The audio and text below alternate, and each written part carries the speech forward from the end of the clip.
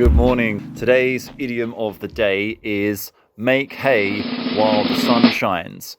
And what it means is to take advantage of an opportunity or good conditions while they are available. And this idiom comes from medieval farming. In those days, farmers needed to make hay outdoors, so they had to do it while the sun was shining, because when it was raining, they couldn't make hay in those conditions.